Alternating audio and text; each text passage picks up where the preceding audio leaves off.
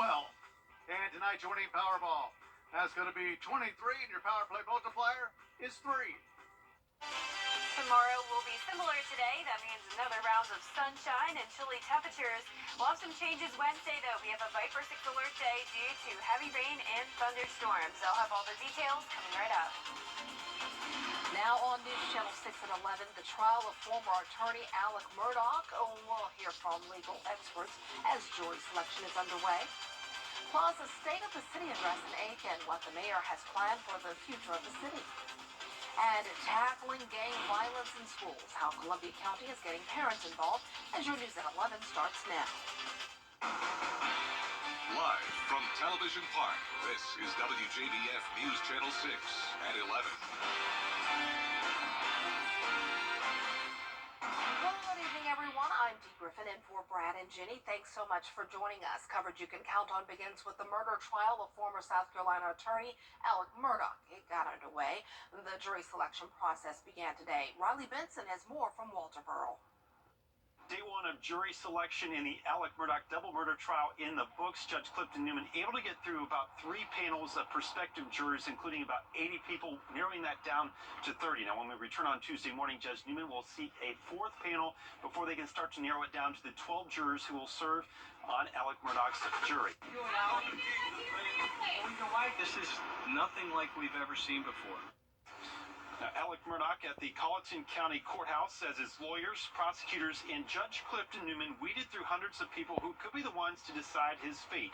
Judge Newman was able to get through 3 groups of jurors, disqualifying potential jurors in a number of things, from where they work, their history in relation to Alec Murdaugh, the Murdaugh family, or the Murdaugh law firm, and connections to other parties in this case that might have to testify and impact any impartial judgment.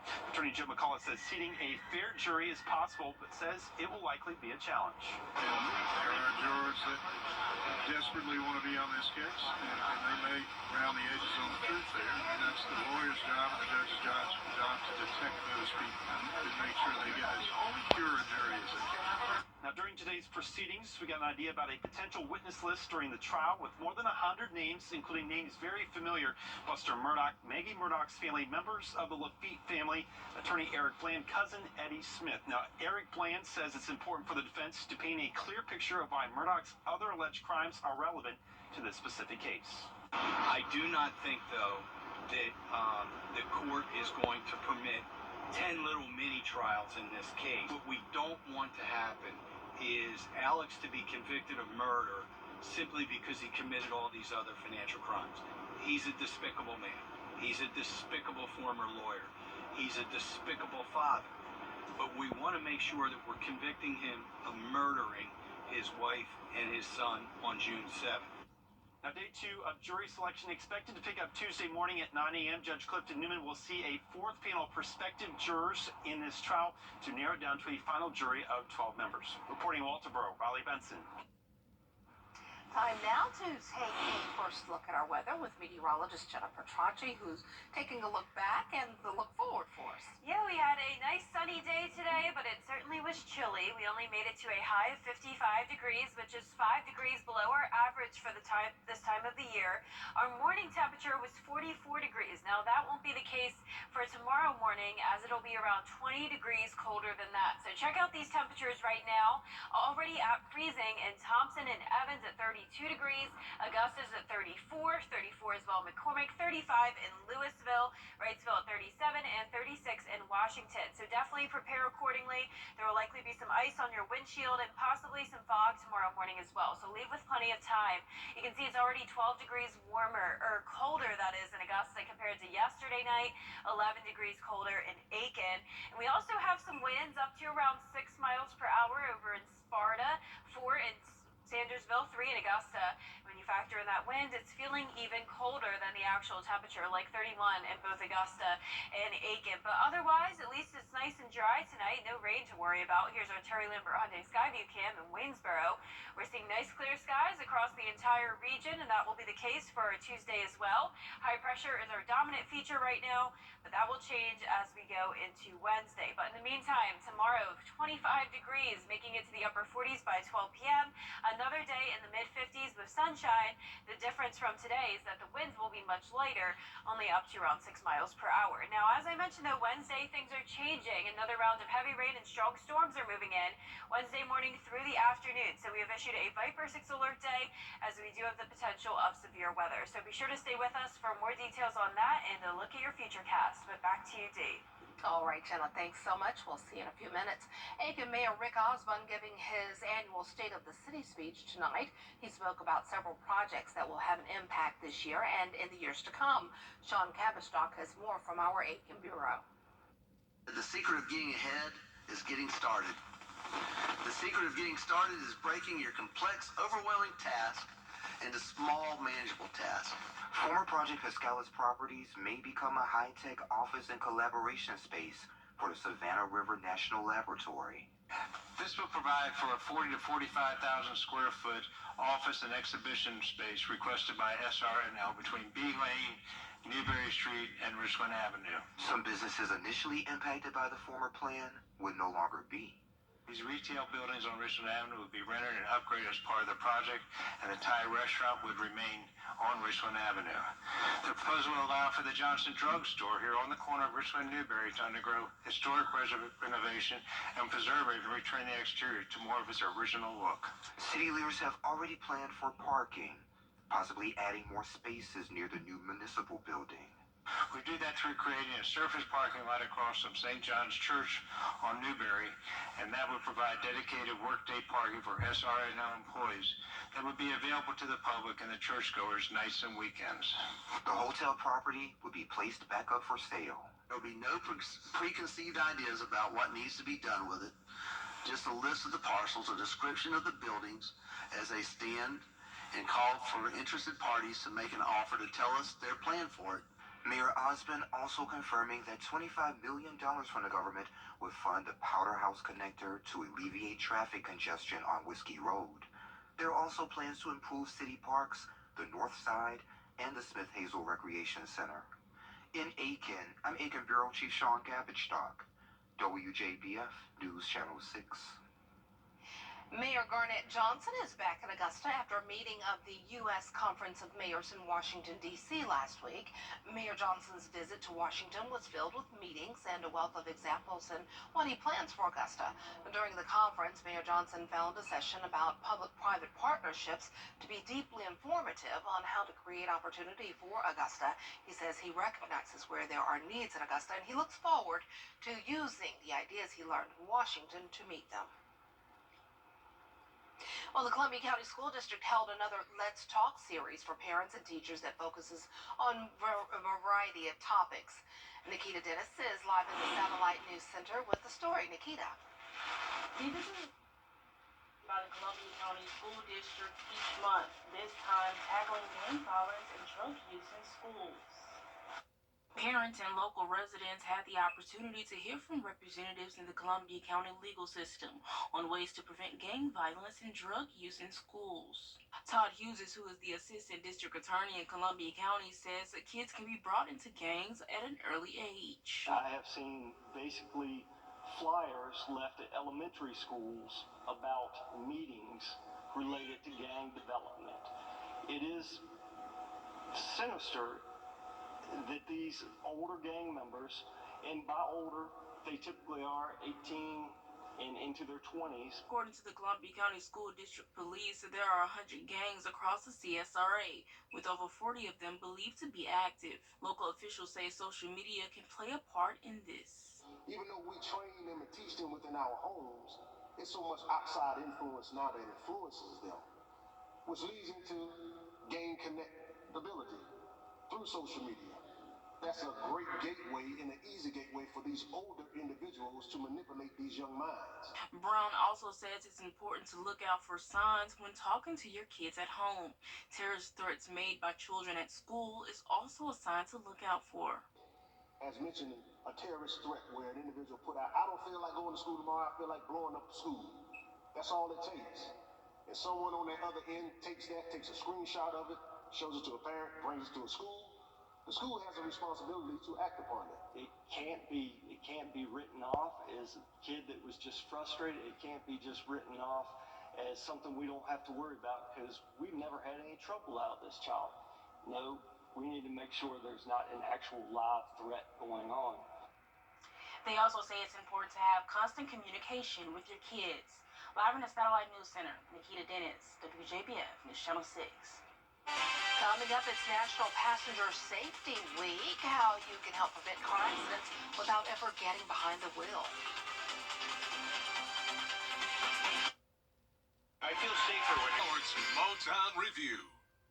The live Viper 6 Skyview Network, sponsored by Terry Lambert Hyundai.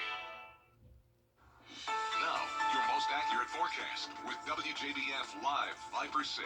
Good Monday evening. I hope you had a great day. It was beautiful today with a whole lot of sunshine. Now we have clear skies. Here's our Terry Lambert Hyundai Skyview Cam over at Washington Road. Nice and dry this evening with some very cold temperatures. 34 degrees right now, feeling like 31 when you factor in the 3-mile-per-hour wind. We're seeing a couple spots at freezing, such as Thompson at 32 degrees, 32 in McCormick, 34 in Aiken and Edgefield, 36 in Barnwell, and 35 down in Waynesboro. So luckily, winds are much lighter than they were earlier today, coming in from the northwest. 5 miles per hour in Augusta, 3 in Aiken, 2 in Gibson and Waynesboro. The pretty light winds tonight and the clear skies will really allow those temperatures to drop off very drastically. Feeling like 31 degrees in Augusta and Aiken, 30 in Washington, 34 in Sparta. Definitely bundle up if you're headed out early tomorrow morning. We will be in the 20s, and that also means there will likely be some ice on your windshield, and there could also be some fog. So definitely want to leave with plenty of time and prepare accordingly. Nice clear skies, though. At least we don't have any rain to worry about. Same for Tuesday. We'll have another day of sunshine with high pressure over the area. We're watching what's happening out in the west, though. Notice this low pressure system down in Mexico. This will eventually slide along the Gulf Coast, grabbing a lot of moisture and eventually bringing a warm front headed our way. But definitely not warm tomorrow. We're only going to make it to 55 degrees once again in the afternoon, but at least the winds will be much lighter than they were today. So 26 degrees, or 25 degrees that is, Tuesday morning. Another below freezing start on Friday. Saturday, a little bit warmer into Wednesday with the increase in clouds, with a high of 67, followed by another big cool down into the 50s to finish off the week. So let's look at those rain chances now. 80% for Wednesday with a Viper 6 alert day in place. So let's go right into our futurecast. Tonight at midnight, there's the high pressure over us. We're watching this low pressure system. Look at this in Texas on Tuesday afternoon. Winter precipitation in the Panhandle, a lot of rain all the way up into Oklahoma. This will be very strong as it travels along the Gulf Coast states, and it will bring us a line of showers and storms late Wednesday morning into the afternoon, followed by that cold front passage, which will then bring clearing on Thursday. But now looking closer to home, 7 a.m. will be mostly dry, but we'll have that batch of rain coming in by around 8. We'll be watching these lines here.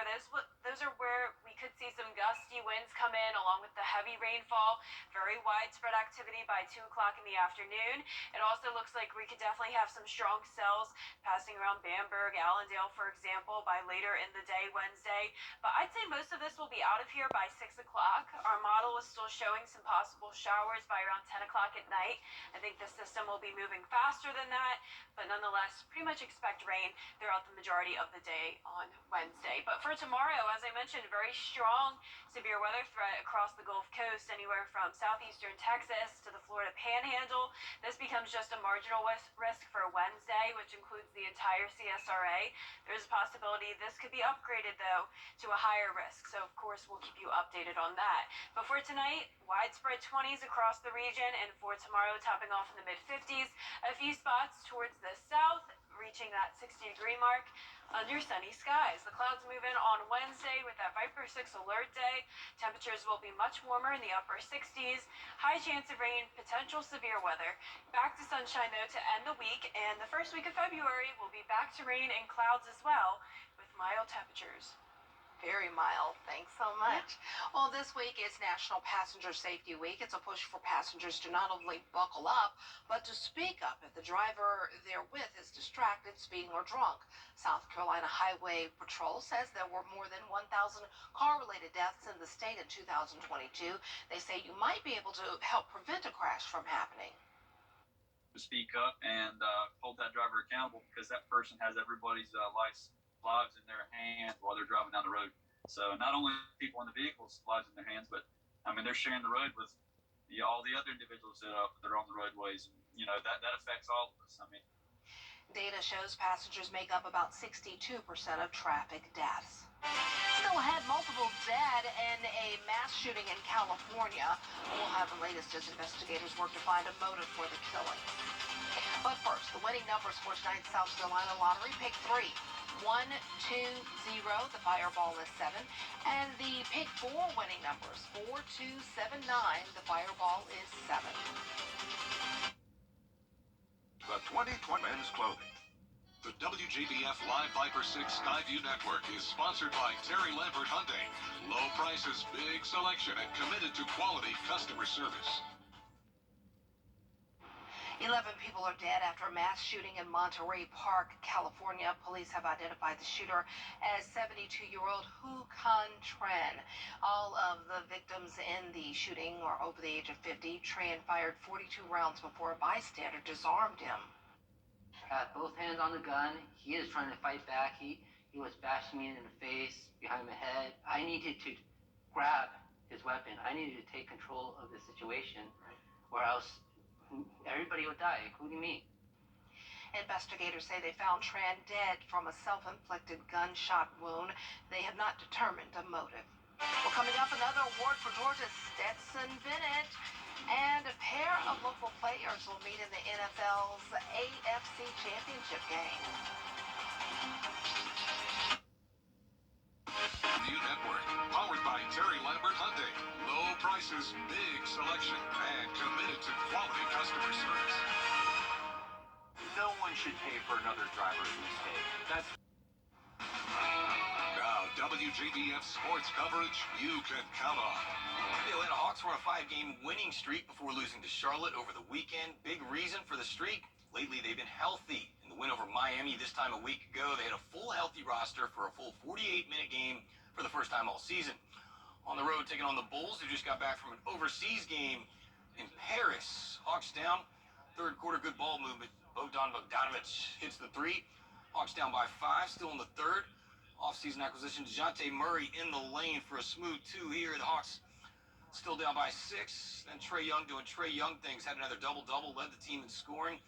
Count this one and 1, but the Hawks just could never close the gap. They fall 111-100. They'll be at the Thunder on Wednesday. College football season's over, but Georgia quarterback Stetson Bennett continues to rack up more hardware for his trophy case, winning the 2022 Manning Award. It's presented by the All-State Sugar Bowl to the top quarterback in the nation. He's the 4th straight SEC quarterback to earn the honor. The Manning Award in its 19th year, created to honor the college football legacies of Archie, Peyton, and Eli Manning. It's the only quarterback award that takes into consideration the bowl and playoff performances. On Monday, Bennett on a Zoom call had a nice exchange with Archie Manning while he was praising his UGA offensive line. Obviously couldn't be here without my teammates, and I mean, I don't know if you knew this, but I got sacked 9 times this year. So it's easy to throw the ball whenever you're not picking yourself up off the ground. And I think we had the greatest offensive line. I beat that in one game in Chicago one day. I got sacked 11 times one game. So in one game. You should be very proud of that. Wow. Yeah. 11 times, one game. Wow. Now we wait to see if the NFL is in Bennett's future.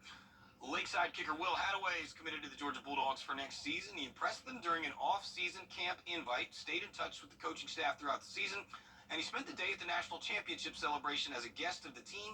That's when he found about the offer to kick for the Dogs. At the end of the day, they walked me out onto the stadium field after everybody cleared out, and they said they wanted me to come and kick for them next year. And that always been a dream come true for me, because I grew up in a family that was Georgia fans, so I'd always wanted to be a Georgia kicker, and so I committed on the spot as a preferred walk-on, where I'd have a chance to come on and compete for a spot to kick for them next year. Exciting stuff. Congrats to Will. Best of luck in Athens. NFL, we got a pair of locals that'll be in the AFC Championship game. Former Laney and Chiefs defensive back Jalen Watson, who started the year with the 100-yard pick 6 for the Chiefs. They beat the Jags 27-20 on Saturday, they'll take on former Grovetown star offensive lineman Deontay Smith and the Bengals, who took down the Bills on the road 27-10. And Georgia Southern going to play baseball once again this season against each other at SRP Park. It'll be Tuesday, March 7th at 6:30. Tickets went on sale today for the Green Jackets. UGA and Southern season ticket holders. Individual tickets go on sale Friday at 10 a.m. We'll be right back. Sweepstakes on America's fastest growing cable news network. How about that? News Nation. It's a brand new year. Time to start with Milton Ruben Chevy. Fresh inventory is arriving daily. Buy a 2022 Chevrolet Colorado WT for $399 a month with 4.99% financing. Make a fresh start today at Milton Ruben Chevy. RideBaby.com. Quickly. Proceeds support the Leukemia and Lymphoma Society, Mission 22, and Alex Strong. Register now at thebobtruck.com. Here's one of the most unique hotel experiences anywhere in the world. The Hotel Wjbf sits in 2 different countries. The setup is an unintended consequence of a treaty in 1862 between France and Switzerland. Now, half of the hotel is in France and the other half in Switzerland, with the border dividing the restaurant and several of the rooms. Pretty cool. You have to use your passport when you go each Right. time. You step over. Is there somebody there, a gatekeeper? Wow. I wonder if it's like that in the States, maybe on the border of Georgia, South Carolina. That would be interesting. I don't know. Well, for our forecast this week, it's going to be sunny tomorrow. Another chilly day starting out at only 25 degrees. We also have an alert day for Wednesday, tracking heavy rain and some potentially severe storms. Back to sunshine to end the week. Temperatures will be mild going into the first week of February with more rain and storms. I just thought about it. We can't do that Georgia, South Carolina because of the Savannah River. North Carolina, though. North Carolina, yeah. That Carolyn's, yeah. Have a good night. That's a good